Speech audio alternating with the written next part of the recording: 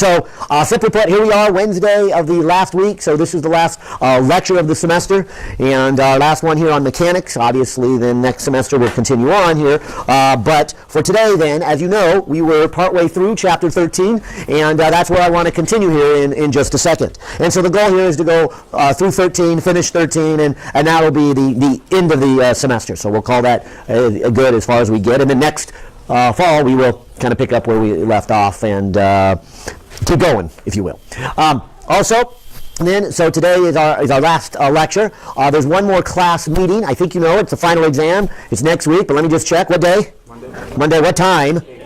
8 a.m. Okay, and it's 8 a.m. to 10. I guess I should emphasize that it's not. So, anyways, everything's an hour early. We start an hour earlier, but we also end an hour early. So don't plan on being here till 11. We don't have that much time. There's a whole other class coming in. I did say we could probably squeeze a few minutes beyond that.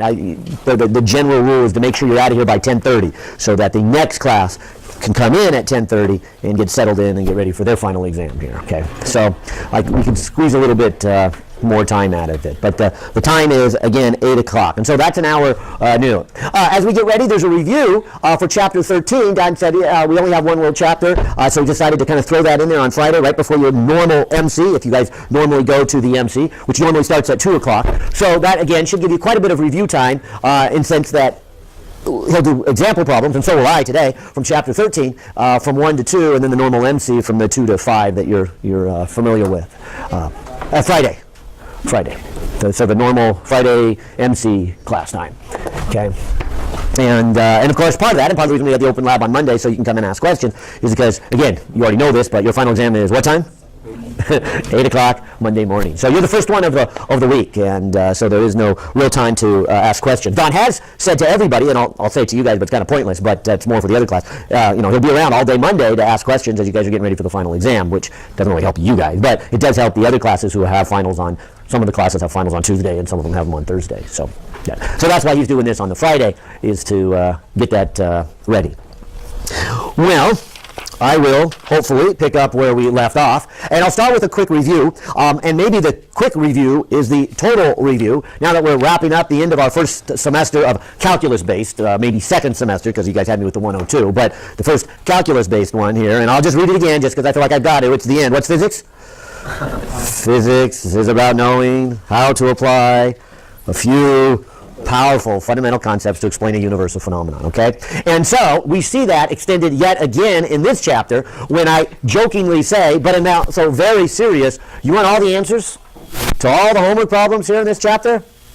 There it is. This is what is new. If you take two objects, 1, 2, and the first one has mass m1 and the second one has mass m2, and their centers, as we talked about last time, and if they're round, spherical, then this would be the gravitational force between them, okay? And then what happens if you have more than two objects? Well, we talked about that, right? Or we also talked about how does this tie in together with the mg that we've been doing. And hopefully we saw that it was really because the radius of this Earth is so large that as long as you're in the atmosphere, and so remember the atmosphere is only about 100, maybe 125 miles. I mean, it just gets thinner, so it's hard to define where the end is. But if you call it 100 miles, it's really not that far from the surface. And maybe a visual effect is to come over here and look at the globe and look at California and realize California is about 300 miles wide.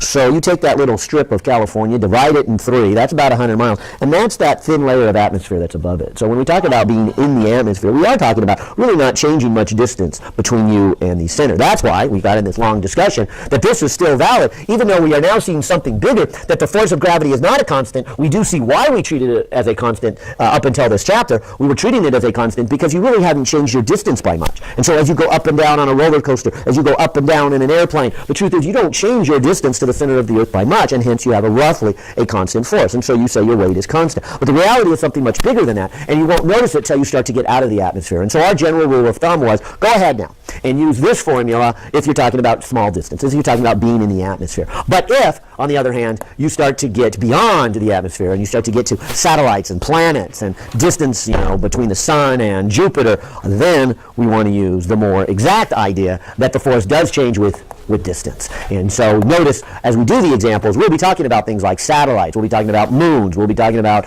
Jupiter and the sun. So we're talking about huge distances where it really matters that we have some variation here. And so that's kind of that subtlety difference. And again, I think you saw that here. So here's the problem we left off. We left off with this. We left off with the idea that, okay, here's the Earth, and you put an object really high, much higher than the atmosphere, and you let it go. How fast is it going when it hits the Earth? Okay? And of course, the first thing I asked was, okay, how would you attack this problem? What kind of principles would you use? Answer? Conservation of energy, right? It's asking for speed, it gives you distance, okay? You're not asking for acceleration, then I would do the forces, right? But here I want to do energy. All right, so the idea was to use conservation of energy. But that brought up a whole discussion. And what I was trying to say here, and I'll say it again as a quick review here, is the formula for potential energy was what? And I say was in past tense because it was mgy. What is it now? Yeah, so let's do it again. We know that the change in potential energy is, and so I'll put a little g for gravity, or what we could say is the final minus the initial, is that negative of the force dot dr that we learned back in chapter 8.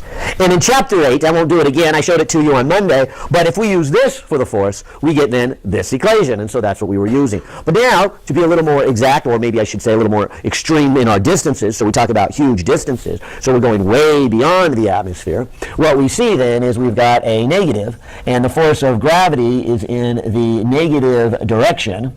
And so as you move something from some initial position to some final position, you would get, and the negatives cancel off, but then you integrate a 1 over r squared dr, and you come up with a negative, again, m1, m2 over r, and if we go final, as somebody asked, and we go initial, we can generalize this to say the general formula now is a negative g, m1, m2 over r, put a little box around it, and then if we were talking about the final position, we would put final. If we're talking about initial, we would put initial position. And so there's a new equation, if you will, for gravitational potential energy. I'll knock those down so you guys can see a little better here, but there's our equation for the potential energy. And so we left off with trying to make sure we understand this equation, because as I said, I think there's a couple of things there that really annoy people as they do it, and I want to emphasize they are still the same. And the biggest one is where we left off with is, see the negative in front? That tells us whenever you go to do a calculation for gravitational potential energy, what do you get? A negative, right? And so if I was drawing, say, the Earth here, then according to this formula here, where does r have to be 0? And where is the potential energy equal to 0?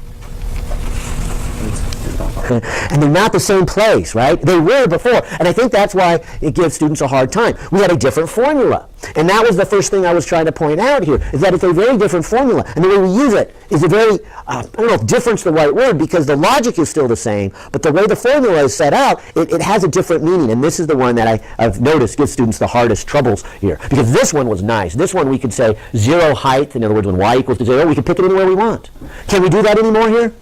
No. We used this formula. And this formula bases r equals to 0 at the center of the planet. So r equals to 0 at the center of the planet. Now, if we come back to our old formula, when y equals to 0, well, we could pick anywhere I want. We don't have that anymore. We got a potential energy of equaling 0. Is that what we get at the center of the planet with this formula? No. And so r equals to 0 and potential energy equal to 0 are not at the same place. And you don't get to pick the r equal to 0. So the r equals to 0 is the center of the planet. Where does the potential energy equal to 0? Yeah, infinitely far. So as r gets further and further and further and further out, this way out here is where the potential energy equals 0. And anything then closer means it has lower potential energy. And what's lower than 0? Negative numbers. And so as we start off at infinity, 0 potential energy, as we get closer to the Earth, we now get things like negative 100 joules, negative 1,000 joules, negative 100,000 joules. Get the idea? And so close to the Earth, is, of course, less potential energy. And that's really the same thing we had back here, except here we were using positive numbers. And so, like I said, I think this formula bothers students for those three reasons, but the biggest one is the negative sign. Okay? So that is 0 in the center and making What's 0 at the center? R. I'm not saying the potential energy is. In fact, you can see the potential energy, if I made a plot here, would look something like this. Here's the potential energy, here's R, and it's about 0 at infinity, and as you get closer, it gets more and more negative. And it has that 1 over R value, that hyperbola shape. Now, to be quite honest, I couldn't really use this formula once I started getting inside the Earth. Because once I'm inside the Earth, now, let's say I'm partway inside the Earth, I have forces that are lifting me up. That would be all the dirt that's above me. And so we would have to redo this formula to deal with the issue, what happens when you're inside the Earth. So maybe I should have stopped my graph right here at the radius of the Earth. That equation is only valid up to the surface of the Earth. Right, so once I get inside, I'd have to do something else. And if we have time, we will, but I don't think we're going to. So I will tell you, it changes more into a linear function at that point. So it has a different effect and a different equation when you get inside the planet. And so as you get inside the planet, as you get closer to the center of the planet, you still lose some energy, but it's a different equation. Otherwise, it would go to infinity, right? Yeah, so, and like I said, if we get that far, great. If we don't, that's okay, because as I said, it would be adding up chunks of mass like we did for rotational inertia, like we did for center of mass, and like we will do next semester. So I feel comfortable with giving you enough of that you could actually do that one, even if we won't have time this semester to actually do it. All right, but like I said, I just wanted to start here to remind you of that formula, okay, and take a close look at it, because now let's actually use it. And I'm hoping you'll see it's really the same thing we did in Chapter 8 with conservation of energy. Let's start with the object up here and say, okay, here it is. It's way up there, height h, I'm going to drop it. Okay, and so I will use my conservation of energy. I will say initial energy is equal to final energy. And so I would ask then, what energy does this little object have right now at the beginning, right as I drop it? How much kinetic energy does it have? Well, if I drop it, kinetic energy means 0. Okay, so here it is, way up here, and I'm going to drop it. How much potential energy does it have? That's what this is all about, right there, right? So I would put in the formula negative G M1, M2 over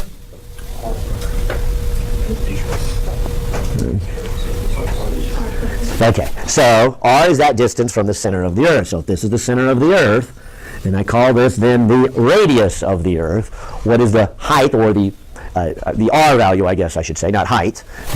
Yeah, so it would be the radius of the Earth plus the altitude. That is, how high is it above the surface of the Earth. So that is the total energy that this thing starts with.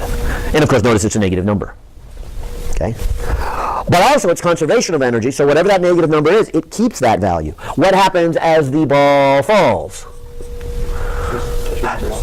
Right, it's going to gain kinetic energy, so that number goes up. But what happens to its potential energy?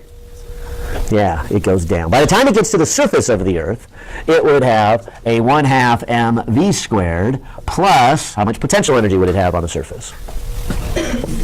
G. Yeah, and then when it got to the surface, it would just be over R, okay? And so there's our potential energy. Again, it would be nice if we could have picked one of those potential energies to be 0 on either side. Can't. Sorry, it's gone away, so we've got to just calculate what is the potential energy on each side. Yeah. Do you want to include a resistance? Oh, good point. No, I'll say no. I mean, obviously, then that is probably a fictitious calculation. There's going to be a resistance as this object goes flying through. But we'll say it's only the last 100 miles anyways. So, which probably isn't negligible. But I mean, if you're talking thousands of miles or maybe even hundreds of thousands of miles as this thing falls towards the Earth, it's only the last 100 miles that it can even hit any air molecules. Although it's going to be going very fast when it hits them, so it's gonna, yeah. So now it depends what it's made out of, right? If it's small, this could burn up and melt, and that's our meteorites, and hopefully that's what happens to them. But something that has a reasonable amount of size and is made of solid nickel or iron or something, it comes all the way to the Earth and crashes in. And, yeah. Wait, they wouldn't have any, because you know how the meteors would get fired up when they're going down when they're hitting the air molecules, right? On top of the atmosphere, wouldn't see that? Right, so you wouldn't see anything up here. You know, when you see a shooting star, here's what you're seeing. You're seeing the meteorite come in. Excuse me, it's coming in. You're not seeing it until it hits the atmosphere. And then it hits the atmosphere and it warms up, and then you see it as it's streaking across the sky and getting so hot it gives off light. And if it's small enough, most of them are, the whole thing burns long before it hits the ground. And so you see a streak for a while. So can you determine what kind of material it's made out of based off the wavelength of light expressed in the superheated atmosphere? Oh, good point. I would think so. I guess I've never read, studied, thought about that, but certainly, given our knowledge of spectroscopy, I would think so. Although you need to be careful with spectroscopy because there's two ways of light given off. One is what we call the black body effect, which all materials give off the same spectrum for that. And then the other one is unique to those elements. And so the two superimpose on each other. So if you can separate out the black body, if it's not so hot that you can get the individual spectrum, then individual elements have a unique individual spectrum, and then you can tell them. And I would think you could. You know, because we do that. Then you run into troubles. And the sun is like a neat one because it is so hot you don't see the individual spectrum from the atoms. All you see is all the black body radiation. So what the scientists do is they go, oh, well, what we'll do is we'll look at the edges of the sun where the corona is a little cooler. Then they can pick up. So then they can pick up the individual spectrum from the individual ones. Yeah. So yeah, good point. But yeah, good. I would think so. And I know that they'll often do this when they watch meteorites collide into other planets. Jupiter's a good example of that because Jupiter's kind of like the vacuum in space there. It's got such a huge gravitational pull, it sucks up all the meteorites that kind of save it from hitting us on Earth here. So a lot of things crash into Jupiter. But and then astronomers will put their telescope up there and then watch the collision and then look at the spectrum, and then that's how they get information about what the surface of Jupiter is made out of. Yeah. Or one of the ways they do it. That's not the only way, but yeah, good point.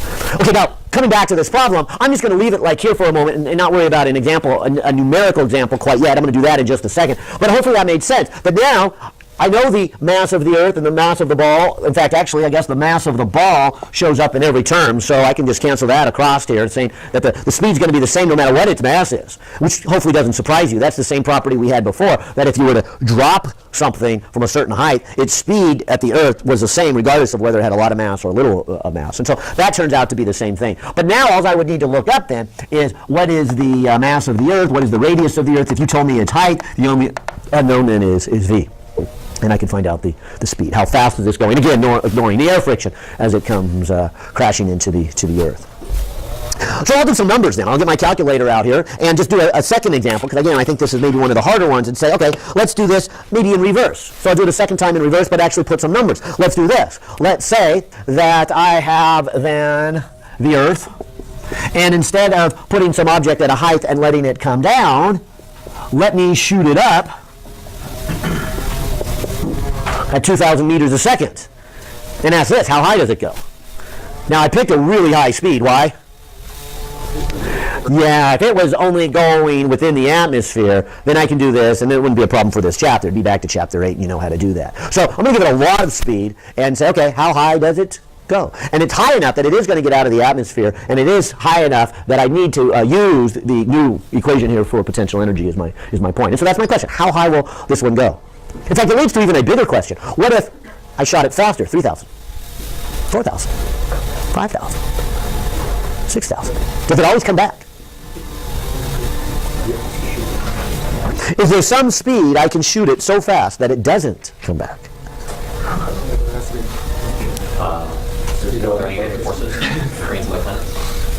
Yeah, that's not only about other planets. Just from the force of the Earth. And here is something very different. Look, back here, before we let our force of gravity change, look what happens here. This one, you always had a force on it. So when an object went up, wasn't it always slowing down? And in the old chapters, we would say what goes up must come down. It's just going to go slower and slower and slower. And the faster you throw it, the more it, is in the air, but eventually it's going to stop and come back. What's different now? What happens as you get higher? The force gets less. And so now we have conceptually something very different. As this ball is shot very, very fast, it'll get up here, and now it is going slower. Maybe now it's only going 1,000 meters a second, so it has slowed down. But it's also further away. Is it far enough away that the acceleration slowing the ball now is so small that it will never stop? Is that possible? And it is possible, and that's a very new twist on this problem. We get away from this idea, what goes up must come down. I don't know who started that, but it's totally wrong. It's not what goes up, what comes down. It's not as simple as that. If this was true all the time, if there was a constant force, then the answer would be yes, because it's always slowing down, it's always slowing down, it's always slowing down, it's always slowing down, it's always slowing down, and it always is going to eventually come to a stop. But here, when you have something that's like this, where the force of gravity gets less, as it gets higher, it gets up here higher, and now it is still slowing down, but the rate at which it is slowing down has really diminished. And so maybe as it keeps getting higher and the rate it's slowing down keeps diminishing, maybe this thing will never stop. And so let's talk about that next. But I will tell you, 2,000 meters a second is not fast enough. It's pretty fast, but it's not fast enough. It will come to a stop and will slow down. So let's try some numbers here. Let's just ask that question. Let's say that this one does go up and it does stop somewhere. Okay, let's see, does it stop? And sure enough, it does. And so applying conservation of energy again, I would say initial energy is equal to final energy. And I would start off and say, okay, could you calculate the energy it starts with? Well, sure, here it is. It's 1/2 mass of the ball times the speed, which is 2,000 meters per second squared, minus g m1, m2 over radius of the Earth. And so there is my total energy it starts with. This much kinetic, which is quite a bit, and this much potential, which is a very big negative number. Then, as it goes up and up and up, and if I'm looking for how high does it go, so there's the h again, how high does it go before it comes to a stop, then I would put a minus g m1, m2 over radius of Earth plus height. And mass of the ball cancels off, just like it did when we were dropping the ball. But this one I have some numbers in here, and I claim I can solve this for h. So this is 1/2 times 2,000 squared minus the g, the 6.67 times 10 to the negative 11. Mass of the Earth is 5.98 times 10 to the 24 kilograms. Radius of the Earth, 6.37 million meters, equals, and here's my g again, 6.67 times 10 to the negative 11. Here's the mass of the Earth again, 5.98 times 10 to the 24. Here then is the radius of the Earth, 6.37 million meters, and then the altitude. How high did it get? Well, there's a lot of calculations here, so I better do this in a couple of steps. But I'll start with these two put together here. I'll go 6.67 times 10 to the negative 11, 5.98 times 10 to the 24, divided by the 6.37 million meters, and that's the huge negative number. I will then add to it 1/2 times 2,000 squared, putting that all together, and I get a negative 606.16327, and I probably should be a little more careful with my significant figures here. I've got 3 there, so I'm going to count the first 3, but I'm going to leave it there for just a second. But that's this side of the equation, and so then over here I can do some multiplication. How about if I just do this for a second, and then I will do some cross multiplication. 6.37 times 10 to the 6th plus h would be what I get over here. Then I'd get the 6.67 times 10 to the negative 11, 5.98 times 10 to the 24, that's that number, divided by all of that. Oh, I forgot a negative on here, didn't I? Yeah, negative. Okay, so negative. And then negative 60,660,327. Okay? So, let me put that into my calculator here. So that is 6.67 times 10 to the negative 11 here, times 5.98 times 10 to the 24, divided by that.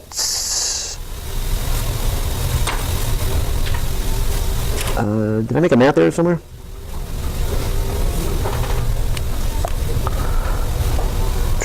Cross multiplication? Let's see.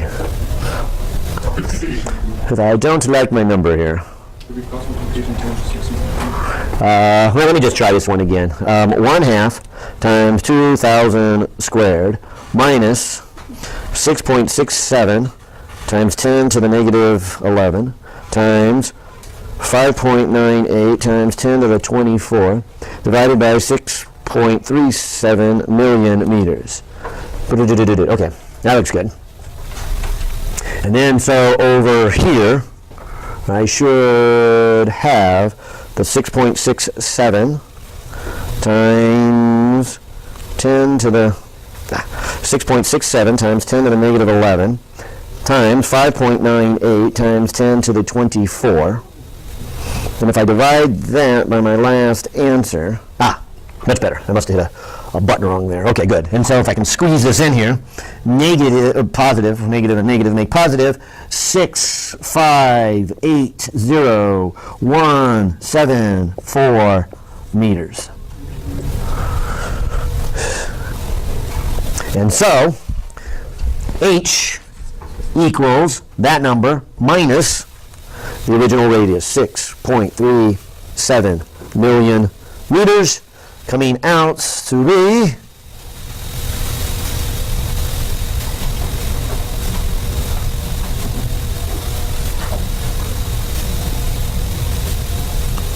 1, 2, 3, 1, 2, 3. All right, what the heck do I keep hitting wrong on my calculator here?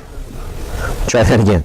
6, 5, 8, 0, 1, 7, 4 minus 6.37 times 10 to the 6th.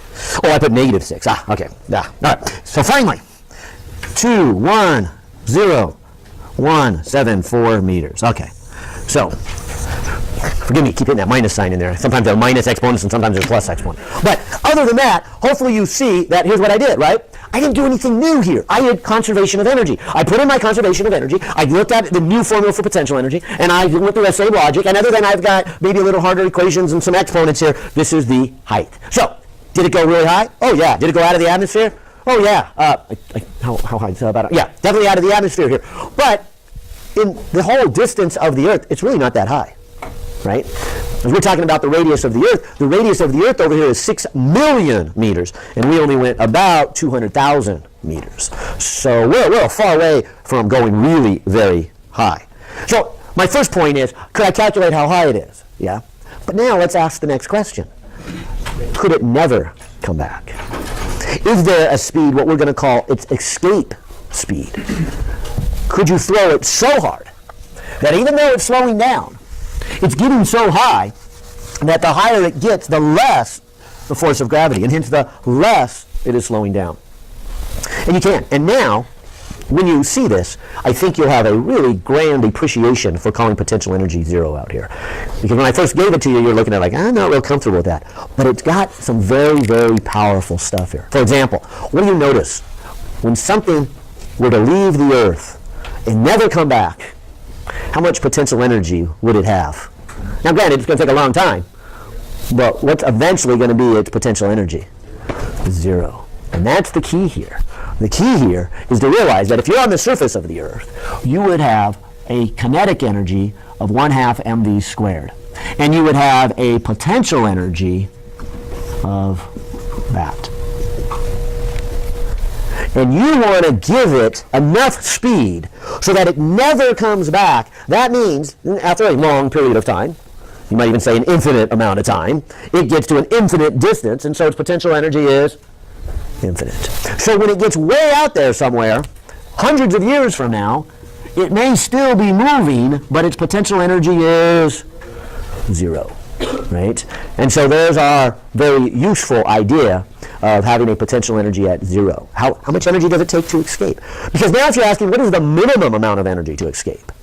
So in other words, in an infinite number of years, when it gets infinitely far, if it's still moving, that means we gave it too much energy, right? So how fast do we want it moving out there? Just to calculate the minimum amount. Zero, all the better. And so this is zero. So here's what I was trying to say here. If you want something to completely escape the Earth, how much energy do you got to give it? Zero. It's total, and maybe I should say how much does its total have to be? Its total has to be zero. So it already has a huge negative number as it sits on the surface of the Earth. So you have to give it a huge positive kinetic energy so that the kinetic plus the potential comes out to be zero. Okay, and so Zero total energy is a lot of energy, and that's what I was trying to say at the end of class. Using this particular formula, that sounds funny, but it's very useful, especially in this calculation. Look at this. If we put a little, here's what your author does, he puts a little E sub s down here for escape speed, and he says, all right, what is the escape speed from the Earth? We obviously see that 2,000 meters per second is not enough, and it's probably not even close because we only went 200,000 meters up.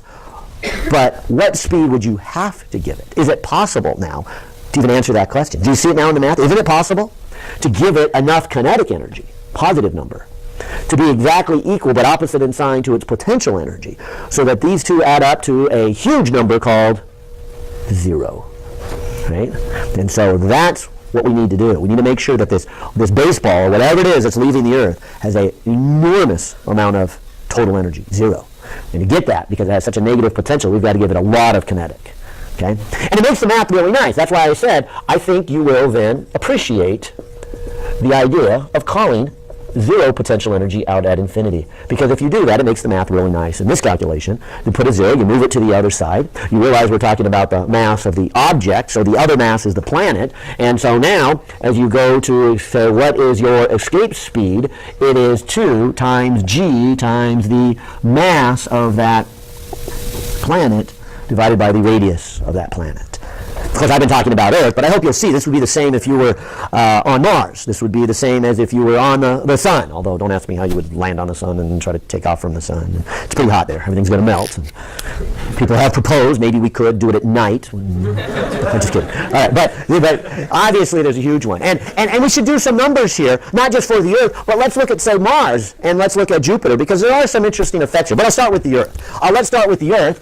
If we look at what is the escape speed from Earth, we would put in numbers 2 times 6.67 times 10 to the negative 11.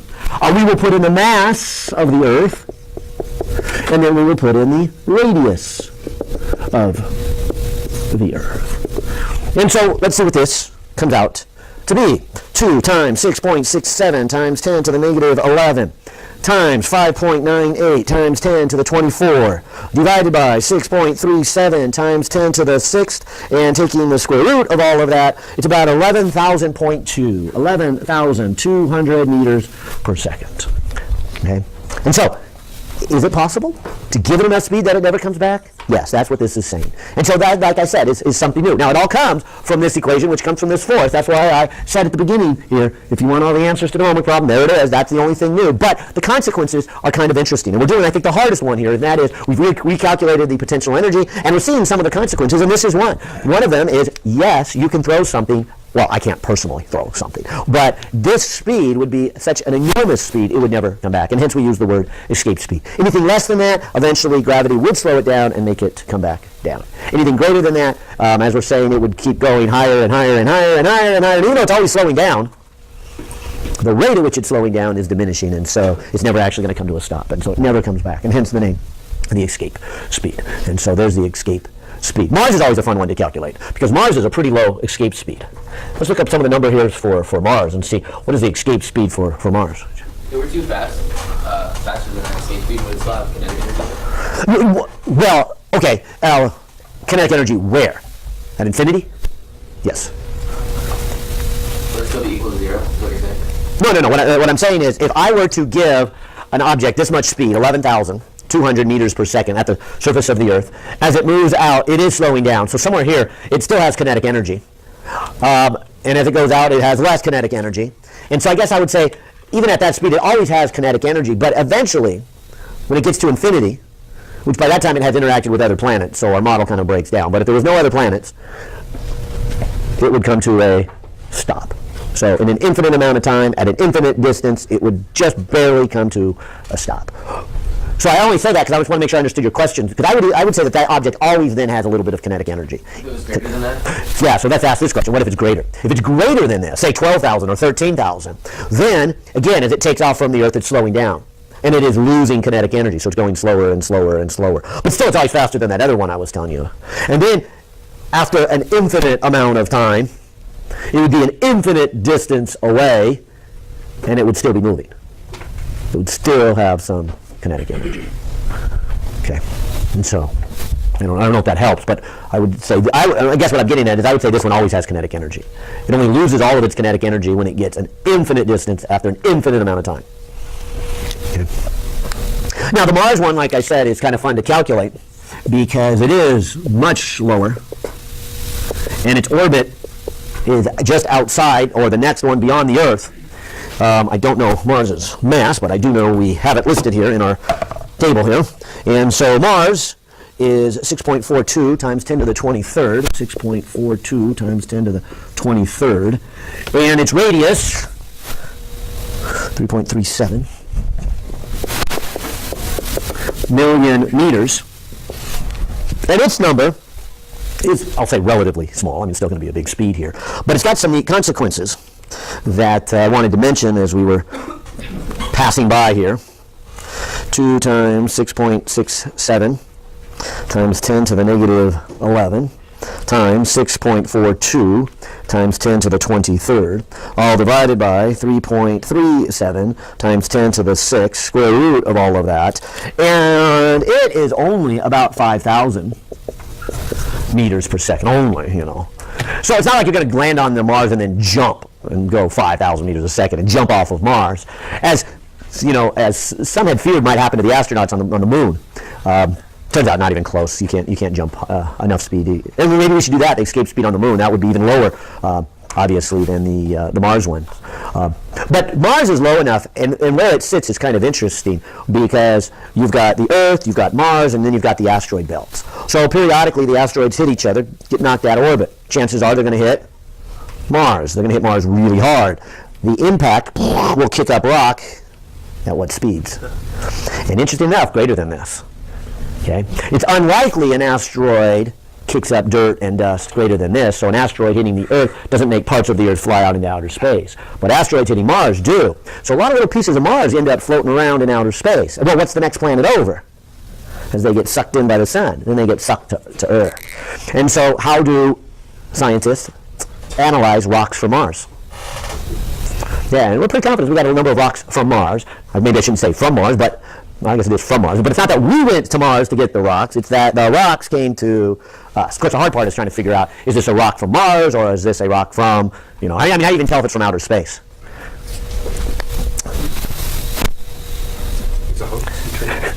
Yeah, it's not always so easy. But one of the things they do every summer is they send a team and they just crisscross Antarctica. Can you find a rock on top of 9,000 feet of ice? Where did it come from? Pretty likely fell in from outer space, right? So they crisscross and look for this. And then, of course, there's other things in terms of its structure and whatnot that they come from. It's, you know, if somebody gets an eye view of an asteroid or a meteorite coming down, there's another example if they can find the right pieces there. But so if you've ever wondered, there's always this talk about the different rocks that NASA has, you know, and whether these little, I'll call it, for lack of a better word, fossils, and that's the question. Are they fossils of ancient life or are they not? They look a lot like little tiny microbes. They're much smaller than any microbes we've ever noticed on Earth. But, you know, are they microbes? And did it come from Mars? Well, tough questions, but maybe not. Who knows? Well, anyways, I think you got the idea of escape speed. And so we could obviously calculate that for, like I said, any of the planets. I better move on just in the interest of time, but we could do Jupiter here, and you'd see Jupiter is an enormous number. So, you know, good luck trying to get off of Jupiter if we ever send a manned mission, you know, to Jupiter, or even an unmanned mission. It's probably staying there.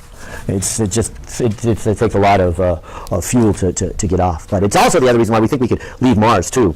Very easy to leave the moon. Wouldn't it be difficult for them now, Jupiter? Well, yeah, now if we go through the force of gravity, and maybe we should, there's a good one to do. I mean, how much would you weigh on Jupiter? Well,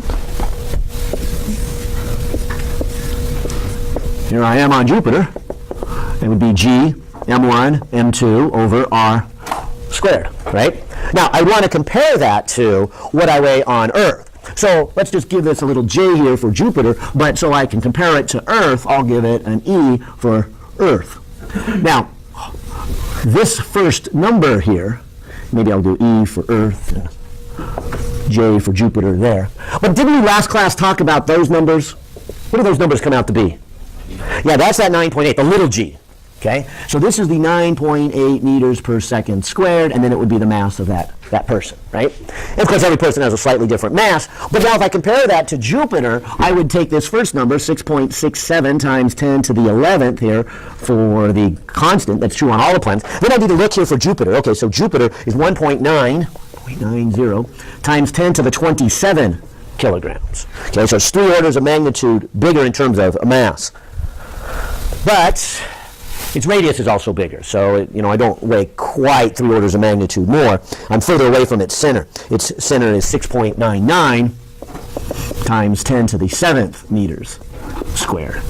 And so then the mass of the person. So again, getting out my calculator, this should tell me the acceleration due to gravity on Jupiter. This would tell me what the acceleration would be if I were to drop a ball on Jupiter. So 6.67 times 10 to the negative 11, 1.9 times 10 to the 27, 6.99 times 10 to the 7th squared, coming out to be about 25.9 meters per second squared times the mass of the person. So this is roughly 10, this is roughly 25-ish, so 2.5 times, right? And so a 200-pound person would now all of a sudden be a 500-pound person, right? A 100-pound person would now be 250-pound person. And that was really your question, right? And does it really make sense for a human to be walking around? Just, probably not, right? She's going to be really, really heavy. But couldn't we calculate it? Couldn't we also do this? What if we were on Jupiter and we were to throw a pin at a 45-degree angle at 7 meters per second? Could you tell me where it lands? Didn't we do projectile motions? Now, we did them on Earth. Could we now do it on Jupiter? Because what do we need to know about Jupiter? Yeah, the acceleration of Jupiter. And do I know it? Sure, I can get the acceleration of any planet right here. That's what this is all about. This is trying to say we know the acceleration of any planet as long as we know its mass and its radius. And that's, like I said, has really made this a very powerful chapter. Has really extended that out. All right, well, this was an important concept. This is what I would call the escape speed. How much do you have to get it to go all the way out? But let's do something more here. Let's say, well, I don't want it to go all the way out.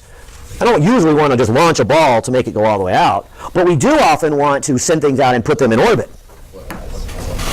So what is the speed of something that's in orbit? How much energy does it have? Kinetic, potential, the total. Could we answer those two?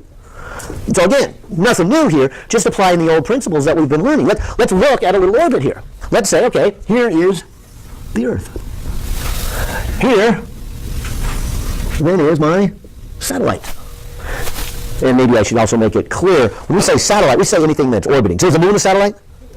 Yeah, we often call it a natural satellite, because we as humans didn't put it up, nature did, so it's a natural satellite. But we could also have artificial satellites, okay? And so let's look at this. What's going on here? What will I do for an artificial satellite? Hopefully it's the same for the moon. And so let's ask that first question. What speed does this satellite have to go? Well, does it have to go any speed? In other words, just what's the basic principle here? Can you put something up there and it not fall back to the Earth and touch the Earth? What do you have to do?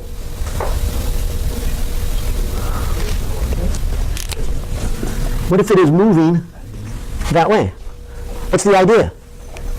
In other words, when you go into outer space, is there no gravity up there? Is there no force up there?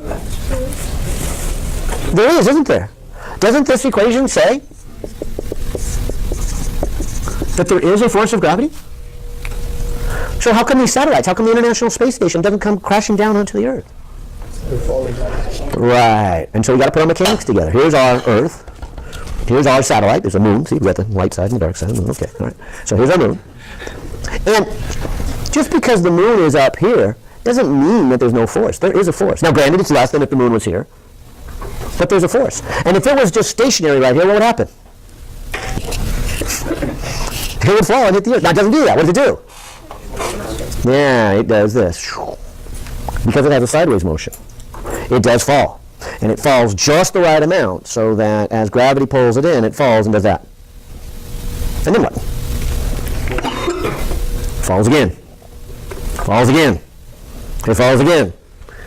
And so what we have set up, if this is working right, is that there is the force of gravity towards the Earth. There's a sideways motion. And what did we learn way back in our mechanics? If you apply a force perpendicular to the direction it's moving, what does that do? Changes its direction. So it doesn't make the moon go any faster or any slower. It doesn't make the artificial satellites go any faster or any slower. But what it does do is change its direction. And assuming it goes around, and we'll just do the easy case, that is a perfect circle. And if you're familiar with planetary motions, they're not exactly perfect circles. They're more elliptical. But let's just say a perfect circle here. What I would have then is the force of gravity, G, M1, M2, where I'll call the Earth M1 and the satellite M2, divided by their radius squared. That would have to equal what? Can we put this together with chapter 6? What does it have to equal? mv squared over r. That look familiar?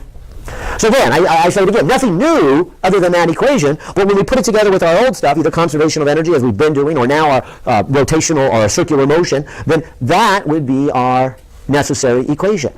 This is where the force comes from. This is the sum of all the force. This is add up all the forces and set it equal to ma. And in this case, when it goes in a circle, it's mv squared over r. And fortunately, we've got some things that are the same. This m is what? Yeah, this is number 2. This is the satellite going around. It's on both sides, so it can cancel off. Just make sure we cancel the right one. We've got 2 over here. We want to make sure we put the right one in the equation. Okay. What about these r's? Are these r's the same? Well, let's see. This r is the distance between them, and this r is the radius of the circle. Aren't those the same? All right, so they are the same. Good. And there's my answer. What's the speed? Square root of g m1 over r. And so there's my speed. What is the speed for this orbit? Notice it is a smaller number than this. But that should make sense, right? This is the, how fast would it have to go to completely escape? We're not trying to completely escape now.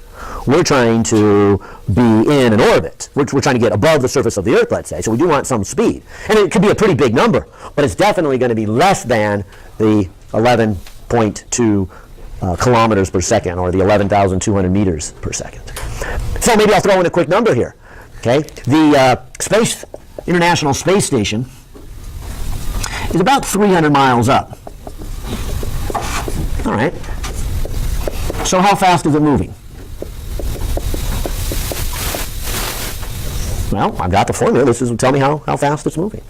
Now it's 300 miles. How many meters is that? I'll do 300 times 1,609. So roughly, if this is the International Space Station, we're looking about 480, I'll just round it to 483,000 meters. So, rough ballpark, there's how high the International Space Station is. So what number do I put here? Yeah, so don't forget radius of the Earth plus the 483,000 for the altitude. And so this is the speed. And so 6.67 times 10 to the negative 11 times 5.98 times 10 to the 24 divided by, and I got to add this, 6.37 million plus 483,000, close parentheses, enter, and square root of all of that, coming up with 7,629 meters per second. Or maybe I should just say 7,600 meters per second. Okay? So, fast speed? Oh yeah, you bet. But more than this? No, if it was going more than that, it would escape from the Earth. So here it is bound by the Earth. It is being trapped. Fast? Yes, but not really that fast. Like, let me keep going here. I could ask this question. How much time would it take for the International Space Station to go around?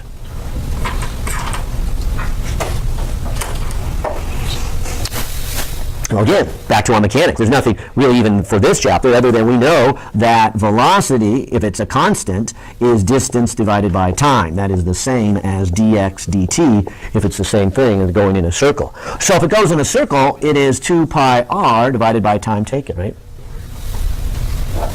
All right. So you just gain the speed, 7,600 meters per second. Pardon me? Is that average velocity? Well, it is average velocity.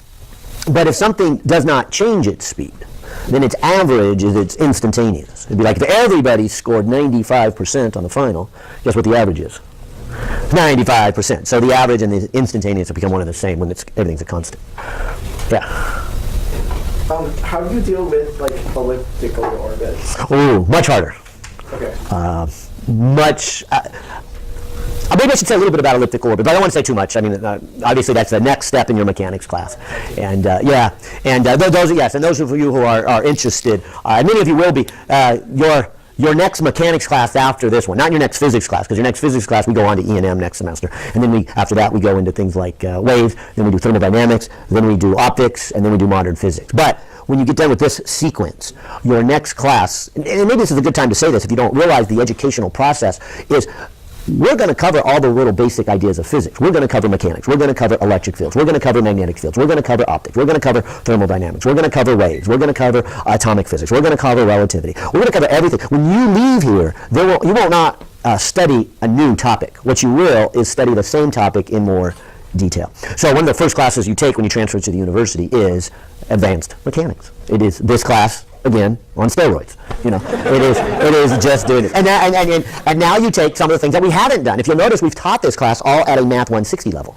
And many of you are now getting there or beyond Math 160. You're in 200, 210, 220. And so we haven't really used any of our great mathematics, our multivariable calculus. We have not really used any of our differential equations. That will soon change when you go to your advanced mechanics. And so just like in this class, I started the semester saying, okay, here's what I want you to do. I want you to take the physics you learned in 102, put it together with the math you learned in 150, and we'll do some problems. Your next instructor will say, okay, I want you to take the mechanics you learned in your physics 121 and your math you learned in 200, 210, 220, and put those together, and now we'll do a satellite that is not a circle, it's an ellipse, and it's spinning around 3 axes. And we actually do a little bit of that.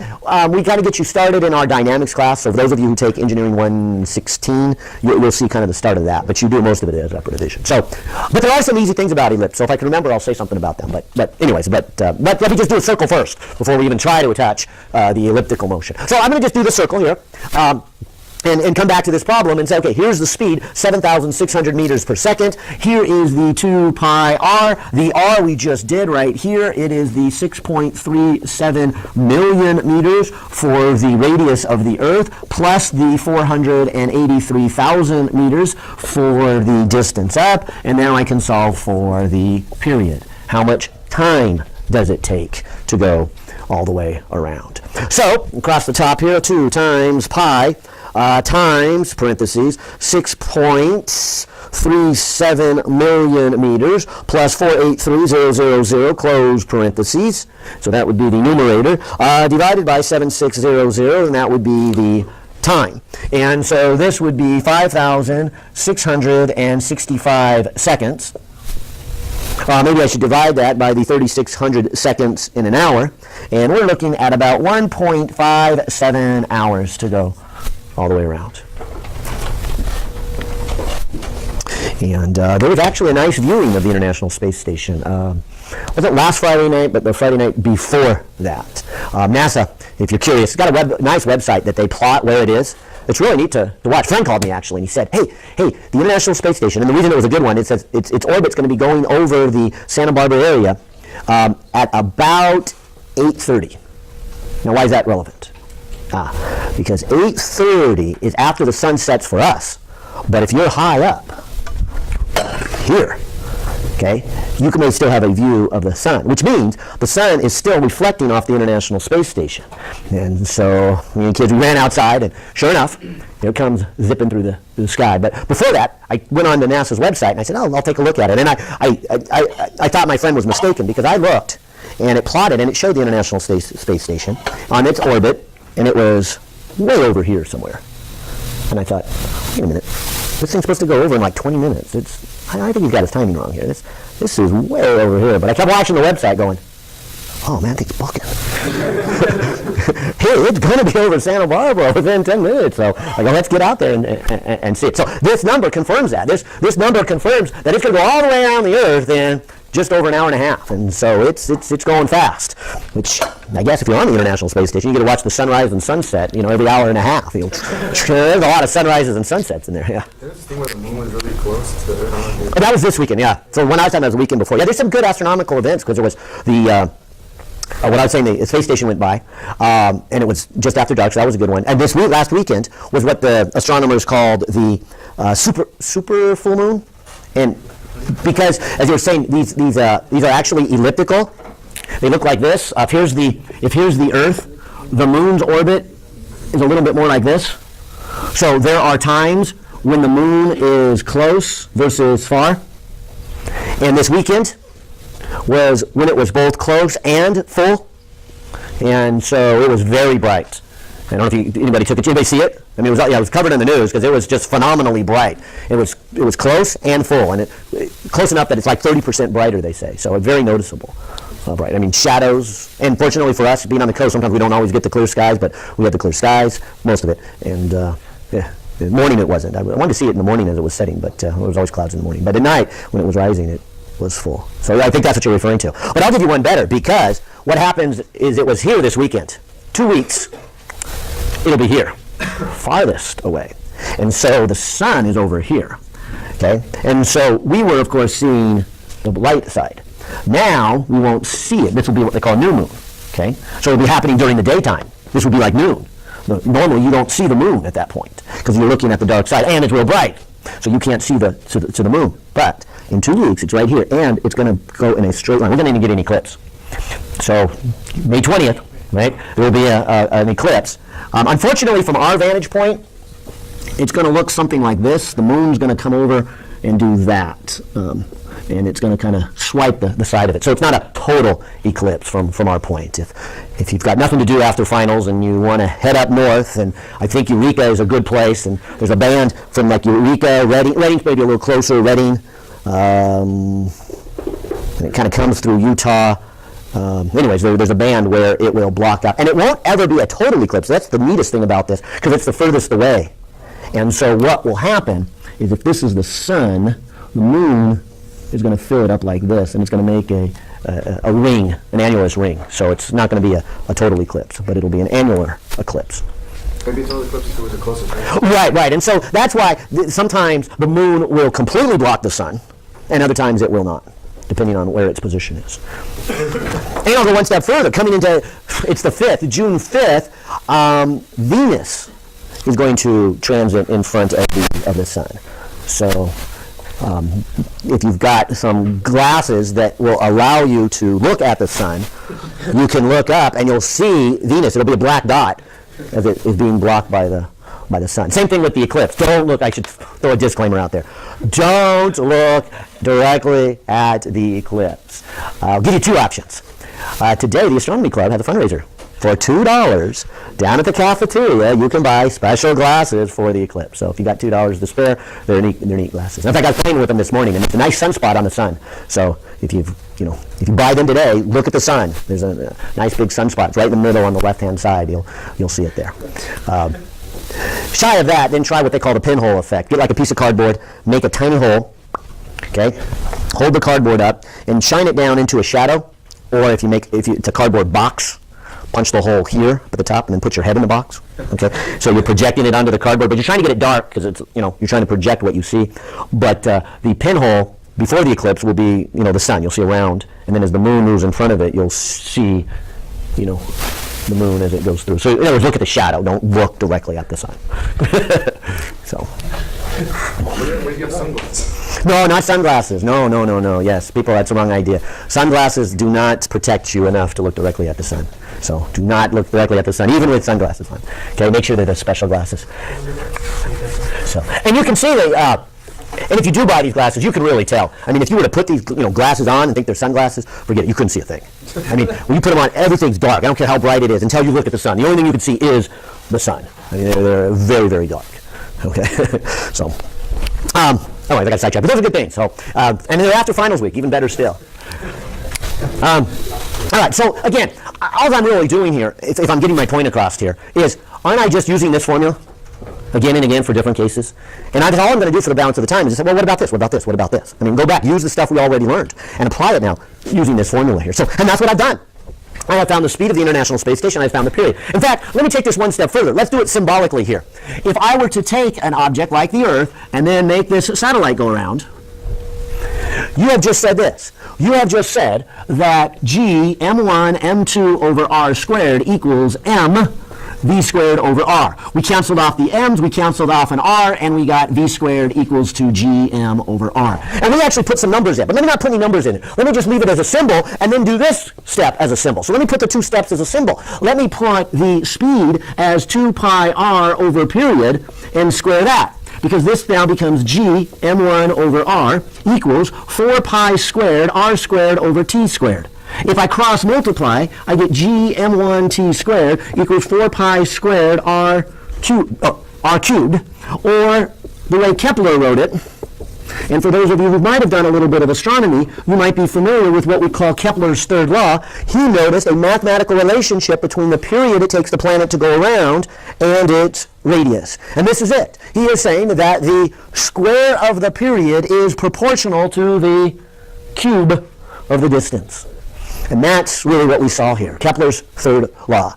And our book, I guess being a physics book and not an astronomy book, doesn't necessarily dwell on Kepler and the astronomy. You could even say, poor Kepler, that I guess we don't need it anymore. Newton has surpassed that, so if we do our mechanics, we can just derive it on our own here. But this, I don't know how long Kepler looked at the numbers to figure out that relationship, but he didn't have Newton's universal law of gravity to derive it. But now that we have Newton's universal law of gravity, it, of course, explains why we have Kepler's three laws. And we see something interesting here. We see a pattern. If we were to look at, and let me go to the solar system, now that I've been spending most of the time talking about the orbits around the Earth, let me just kind of shift and talk about the orbits around the Sun. And so as we list the planets, what is it? My very excellent mother just served us nachos.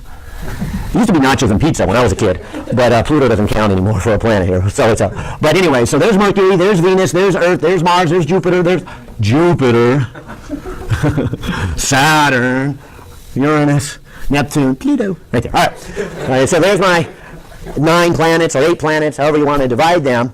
But as we look at them, we will see this pattern. And if you look at the data here on this data table, which planet, of course, is the closest? Mercury, right? So that R is the smallest. What does that say here according to this relationship? If I'll call it Kepler's third law. What does it say about the period? Yeah, it says the period would be the smallest. So of all those planets, the one with the smallest radius also is going to have the smallest period. It's also going to be the one, what's the formula here, that has the greatest speed. And so Mercury is fast. I mean, it zips around there. I think the book here lists the period, they do it in seconds, but I think it comes out to be 88 days. They do 7.6 million seconds, but that's about 88 days. I mean, it just takes 88 days to go all the way around. That thing's booking, which of course I guess why the name Mercury is there. Isn't that the Roman god or Greek god of messenger? Yeah, and so that's it's just zipping through there. And so there is Mercury. And then as we go out, we get to Venus. Again, Venus is a little bit further, R is a little further. So what do you expect for the period? It to be a little bit further. And if we look at the numbers, again, they have them in seconds, it's definitely bigger, but I think that's like 250 Earth days. But did you notice both of those were less than 365? Why? Because how long did it take the Earth to go around? It takes the Earth 365 days to go around. And so anything that has a radius less than the Earth should have a period less than the Earth. We know the Earth is 365 days, so these would be less than 365 days. And as we go further out, they become bigger and bigger periods. Eventually we get out here to Pluto. I think Pluto's like 248 years to go all the way around, so it won't even go around one time during your or my lifetime here. It just takes a long, long time for Pluto to go around. Oh, why not a planet? What's their new definition of a planet? The formation of a planet is, if you look at all these planets, they formed from a bunch of clumps that came together, okay? So when do all the clumps come together is when they call it a planet. And so as they're looking at Pluto, they look at it and they realize that there are probably a lot of other things that are going to clump together. So what's the name they're giving that now? Dwarf planets? Not a star. Dwarf. No, not like those are all stars. Planetoids. Planetoids, that's what I'm looking for. So they're calling them planetoids. So in other words, they're the beginning of the planets. And so Pluto has a big chunk, and it's got these two moons that are pretty good size. They're eventually going to come together, and all this other dust is going to come together. And so they kind of invented a new term, which is planetoids, dwarf planets, if you will, where they're coming together. So the idea is, even though Pluto's been collecting dust and building for 4.5 billion years, there is no more dust to collect for the Earth. So the Earth is a planet, but Pluto still has to form a planet. It's not there yet. So give it another 4 billion years or whatever. I don't know what it is. So it actually came up because they started discovering so many things out here, and although they haven't counted them all, but they've got about 10,000. So do you start calling these all planets and have 10,000 planets in our solar system, or do we kind of make another category? Yeah. So does that mean Pluto might potentially be bigger than Neptune? Oh, I don't know. There's something else weird that I'm not an expert at, but you do notice a pattern here that the inner planets are small and spin relatively slow. What they call the gas giant, and are made out of rock. But these out here tend to be another category. They tend to be very big, they tend to spin very fast, and they tend to be made out of gases. Now, I'll say gases, but please don't think of them in a gaseous state. They're made out of things like carbon dioxide, methane, but it's so cold that they're frozen solid, so their rocks are a chunk of, it'd be like dry ice. You know, it'd be like getting a chunk of dry ice. That's their rocks. It's just not warm enough to melt the dry ice, so they don't have carbon dioxide. So that's it. So in other words, these are made out of gases. These are made out of rock. Pluto, interesting enough, is made out of rock too. So and because of that, something different is either starting to happen out here, or this is just an oddball that was out, and then the rest of it, I don't know the answer. But I do know that there's something odd about it, so I wouldn't give it a general pattern that it'll eventually become another gas giant like the other ones. Yeah, it's also the only really elliptical one. Which brings me to your question. I wanted to say something here about an ellipse. Most of these are almost perfect circles, but again, oddball. Not only rock, but it's very elliptical. It's also tilted. All these other ones, if you could get into outer space and look at them, they all kind of orbit in the same plane. And this one's it's just an oddball. So I don't know how much they know or how much is still unknown about it, but a lot is unknown about its formation. But I would say this then: if we go back to this ellipse, even though I only derived Kepler's third law for a circle, it actually still works for an ellipse. Except you run into troubles here and say, well, how do you define the radius of an ellipse? Well, you change it to the semi-major axis from an ellipse, if you know what a semi-major axis is. If I draw an ellipse here, this distance A and this distance B, where the equation is x squared over a squared plus y squared over b squared equals 1. If you can remember from your algebra the equation for an ellipse, this distance A is the semi-major axis. And so it turns out that it works for an ellipse. The math is a little bit harder, but you can still say something about them, even if they're not circles. And the same thing with their potential energy. Their average potential energy is then related to its semi-major axis, even though it keeps changing its distance here and gets bigger and smaller. Yeah. So then, basically, it'd have the same period as a planet in a circular orbit. Right. It's the same as its semi-major axis. Yeah, exactly. And we could, and the energies would calculate the same too. So there's a lot of calculations you could do by me just telling you that. And then you can do all the calculations, even though they're not perfect circles. You can treat them as perfect circles once you know their semi-major axis. Yeah. Well, like I said, I'll keep going here. This is, again, what was first discovered by Kepler. Now we see its relationship to the planetary motion. Let's try the angular momentum. We've been having a good, long discussion about its energy. But what about angular momentum? I mean, let's look at this planetary motion here. Let's take the sun, and then let's take something that is a little more elliptical. Maybe this would be Pluto, or very elliptical. The comets are really elliptical. All right. And so if we start over here, and we say, okay, let's look at this going around the sun here, and ask this question. What is its angular momentum? Now wait, you would say about what axis, right? So again, we can't calculate torque or angular momentum until we answer that about what axis. Okay, so I will put an axis How about out the sun? Now, there's a lot of places we could do it, but the sun, or whatever planet it's going around, is actually pretty convenient here. Because what then would be the torque on that planet? And maybe I should start even easier. Is there a force on that planet that's orbiting? What direction is it? Isn't that the force? Right towards the sun? And the radius, of course, is from the sun to the planet. Okay. So I ask again, what's the torque? 0. Why does that make me smile? What do we know about zero torque? Angular momentum is conserved, right? If we don't have a torque, then the angular momentum is conserved. And so what that means then is as this planet is going around, the angular momentum is a constant. And so let's watch it as it goes around. I mean, as it goes around, let's say, and I'll redraw the picture here, let's pick this spot where it's the closest.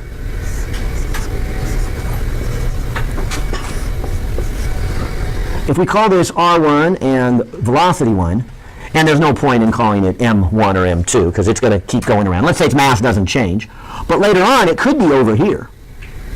And so this would be R2, this would be velocity 2, this would be its mass. Or it could be here later on. R3, velocity 3, mass. What do you know about the angular momentum? It's the same. Well, it's conserved. That was the whole idea. There's no torque here.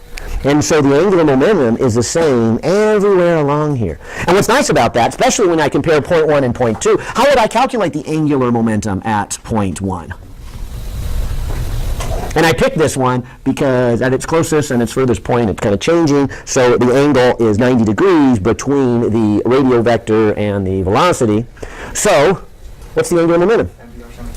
Okay, it's m v1 r1 sine of 90 degrees. So that just simplifies to m v r1. Well, what would it be out here at its furthest point? M v2 r2 sine 90 degrees. M v1 r, oops, v2 r2. So when we realize that there's no torque and therefore the angular momentum is conserved, we get m v1 r1 is equal to m v2 r2, and the m's cancel off. Or the velocity times the radius at the closest point equals the velocity times the radius at its furthest point. And some of you who had me for 102 might recognize that. We actually did a problem about Mercury.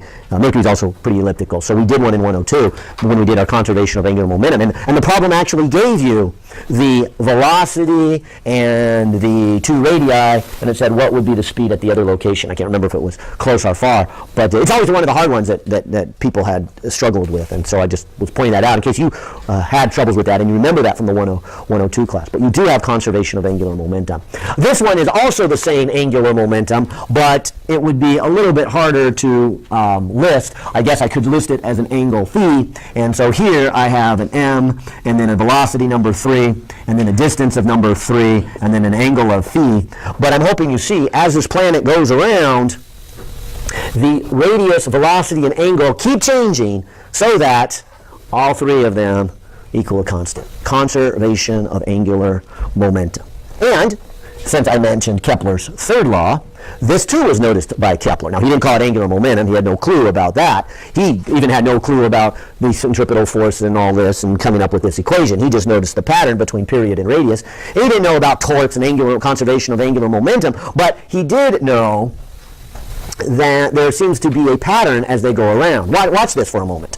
Let's look closely at the motion of one of these. If I kind of draw this and say, all right, I'm going to take some planetary motion, and so I'll start here with the sun and do something like this. If I take a look here and say, all right, let me draw a line from the sun out to that planet, okay, and then let it move just a short moment in time, okay?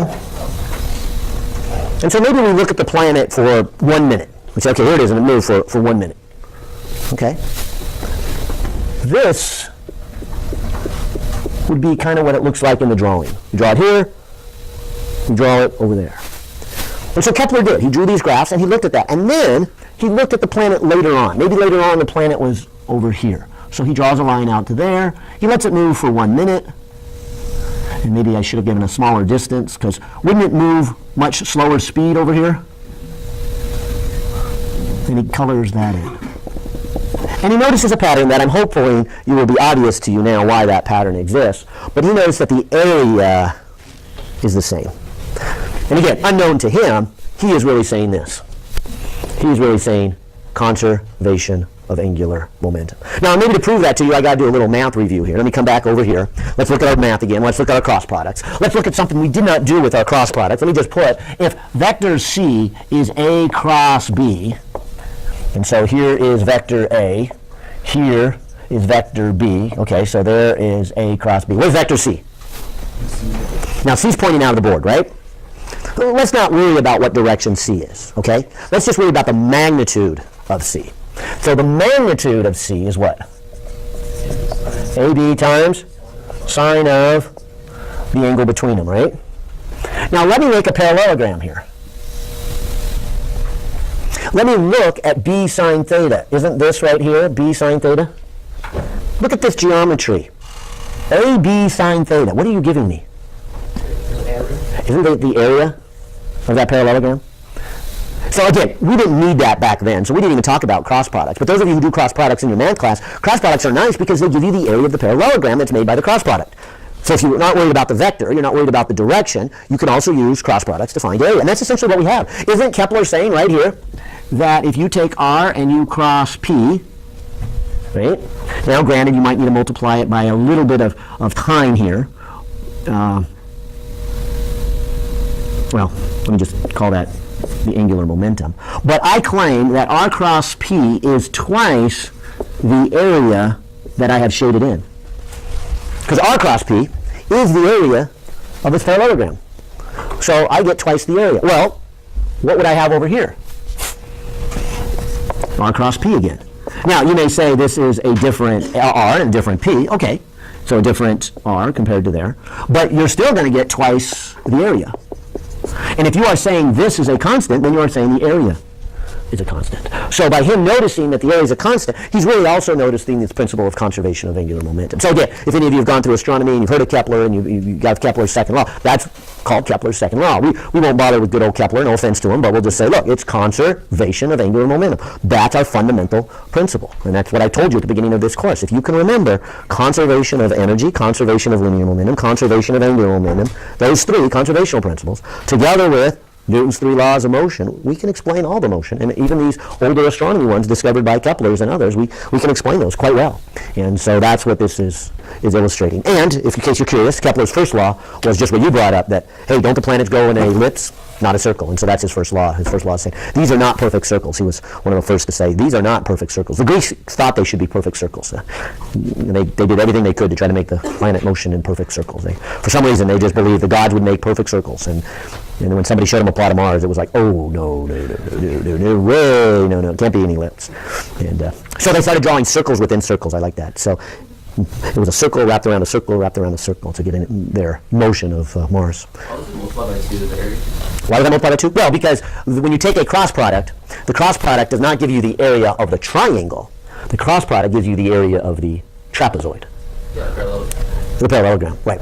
So this cross product is really the area of that. So if I take the Kepler's area, multiply it by 2, I will get the area of the cross product. Yeah. Well, obviously, or maybe hopefully it's obvious, that these work pretty good. And I got one more step here to make, or a couple more comments. I kind of got sidetracked into looking at Kepler's law here in angular momentum, because I thought that would be fun. But again, the only purpose was to just really kind of do the same thing. There's never enough time to do all the problems possible. What there is enough time is to show you that this one simple idea is very powerful, and it explains everything else. And so all I can do is just show you after example after example after example.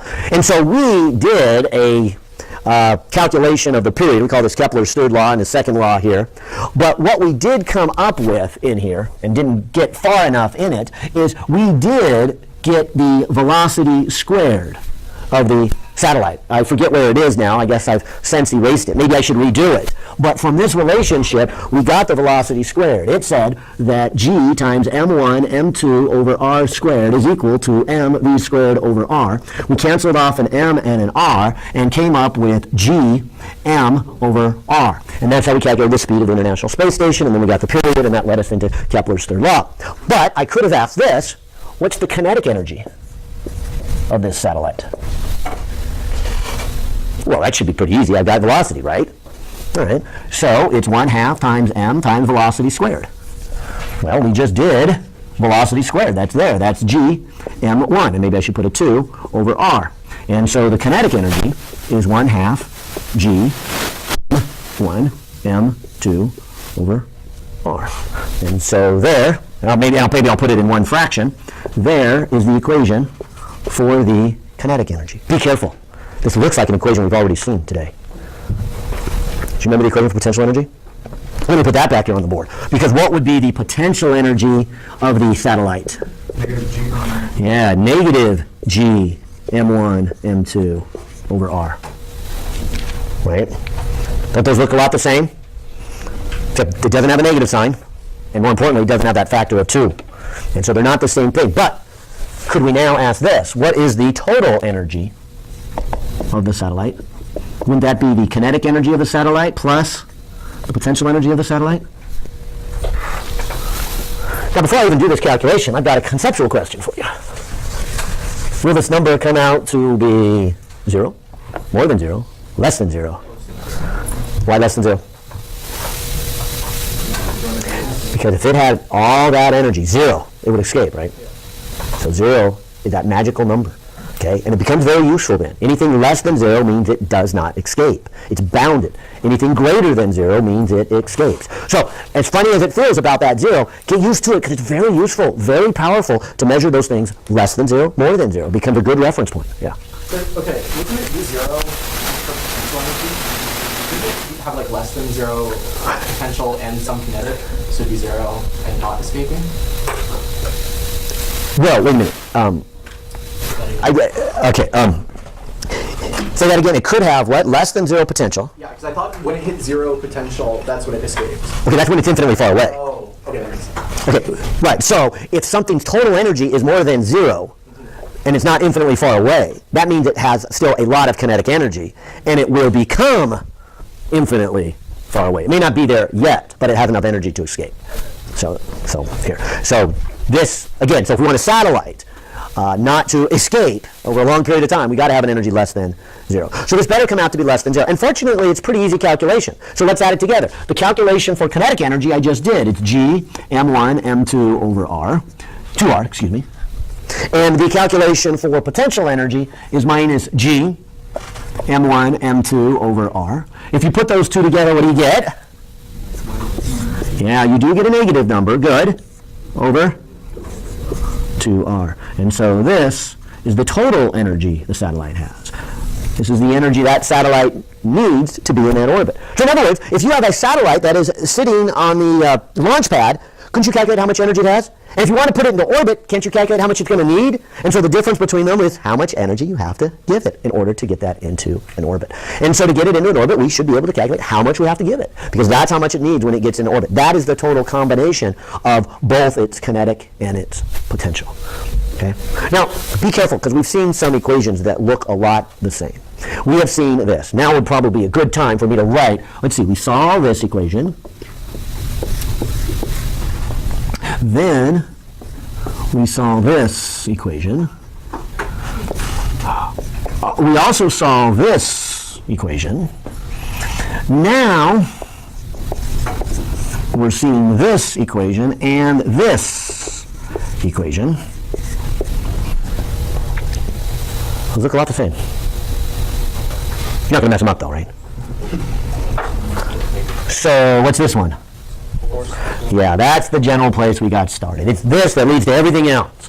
So this is the force between any two objects. What is this one then?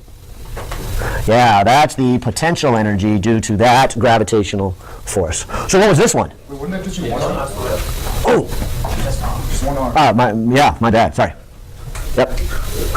Yep. So good. I wish I could say I did that on purpose to test you, but I wasn't. But good. I'm glad I did test you, and you noticed it. Yeah. Yeah. So that's the potential energy.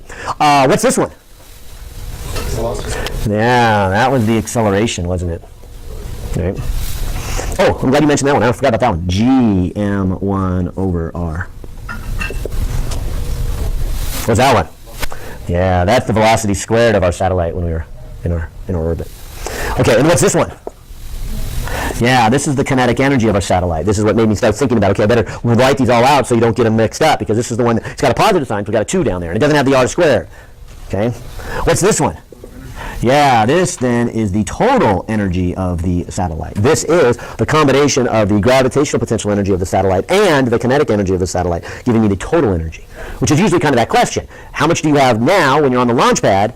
How much do you have to give it in order to get it up there? So we got to calculate how much energy we need to give our satellite to get here. So good, you seem to catch those ones and say, okay, those are the difference between them. I do have 2 conceptual questions for you, as long as we're working on here. They have really more to do with either the Earth or any of them, but here's the Earth. And notice we've been talking about a satellite, and we said, look, could the satellite go around forever and not come crashing back? Well, yes, but not if it's stationary, right? In other words, isn't there gravity up here? And the only reason it doesn't come crashing back down is because it is also moving sideways. So, anybody ever seen one of these satellite dishes? Anybody have a satellite dish? Anybody ever seen pictures of the weather satellites? Aren't they like always taking a picture of, say, the Pacific Ocean?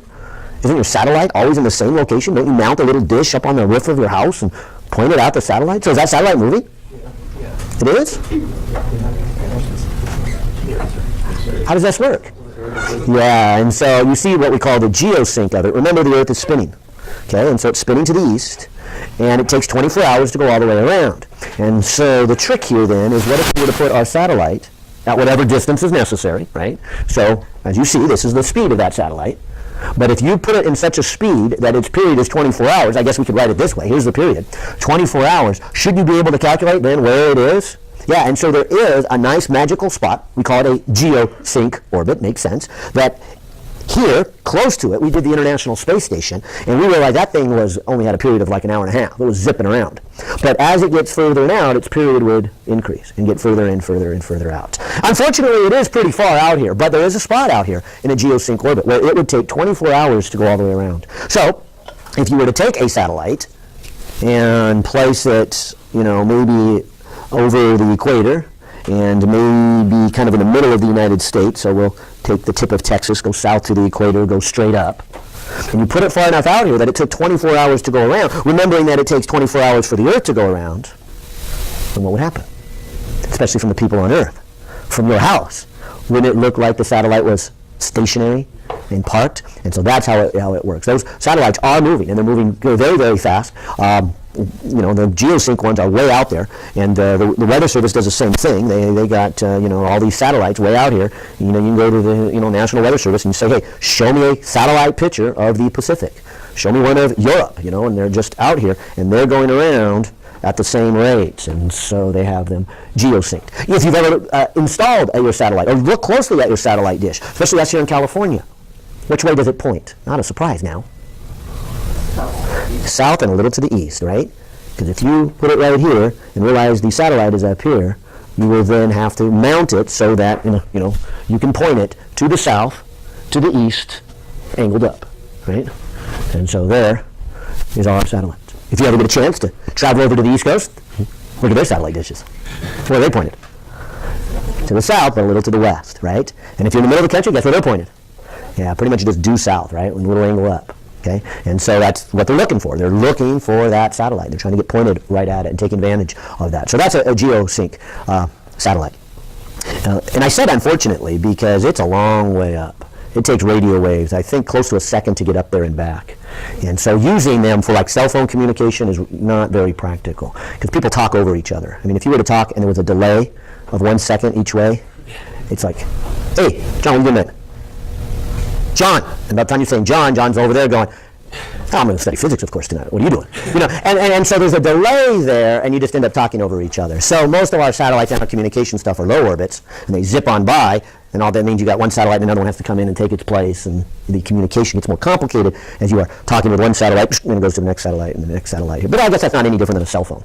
And so someday we'll probably have our internet in the sky, and and we can just pick up our laptop and our cell phone anywhere and get a signal anywhere. We don't have to be plugged in. But it's going to be made out of all these satellites that are making a big network in it. So I wanted to mention that one. I also wanted to mention now, thinking about launching a satellite, or for that matter, going to the moon during a space race.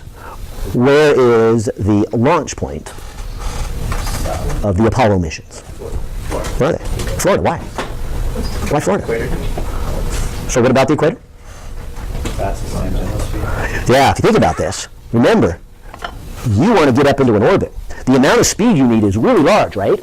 As you sit on the planet, you and I right now, we're spinning around. We're already moving. We here in Santa Barbara are going about 800 miles an hour to the east. So take advantage of that. Now, to go in orbit, you're going to have to go a lot more than 800 miles an hour, but that's a good first step. So which way you want to launch it? To the east. Go east. That's going to be the easiest way to launch. Definitely. We're already 800. Anything above that is, added to that. And look at the way the Earth is designed, right? If you are on the equator and you spin, in 1 hour, don't you go around a great distance? Aren't the points on the equator going faster than the points up here in Santa Barbara, or Santa Barbara here, versus the points up here in Alaska? And so Alaska's moving relatively slow. Doesn't have much speed. And the further south you get, the more speed it has. So, of course, it's natural to go ahead and say, okay, let's get the furthest south we can and launch our satellite. That's going to make it for the most part. So we put ours here, Cape Canaveral. It's on the east coast. It launches to the east. You go over the water first. You already got the spinning to the east. And on rare occasions, you want different orbits. So you will launch for different reasons. But it's going to take a lot more fuel, a lot more energy, because you already have that initial movement to the east. And you may not be familiar with a lot of these private companies that are really getting into the future. The prediction is it won't be government launching. It will be private industries. So there's one down here in the Los Angeles, Long Beach area. They built a big tugboat. And guess what they do? They actually put your rocket and your satellite on the barge, and then they go straight south until they get to the equator. And they launch you from there. And it saves a lot of money and a lot of energy to launch it right there. Brazil's really getting into the game. Now, most of the industrialized Brazil is down here, but they're thinking, you know what? There's going to be a lot of people, a lot of companies going to pay us a lot of money to launch satellites. And we just happen to have part of our country on the equator. And that's what they're busy building. Huge launch site right here in the mouth of the Amazon River. And so they're trying to launch from here. Where the French launch theirs? French Geneva. Right here. Where do the Russians launch theirs? Yeah, it is over here in the Ukraine area, but they just build big rockets. I mean, that's their answer. I mean, they just build the biggest rockets in the world there. They don't have that advantage. Well, anyways, we're out of time. Hopefully you see the examples there. Show up Friday for the review, and one more time, what time is your final? 8 o'clock Monday morning.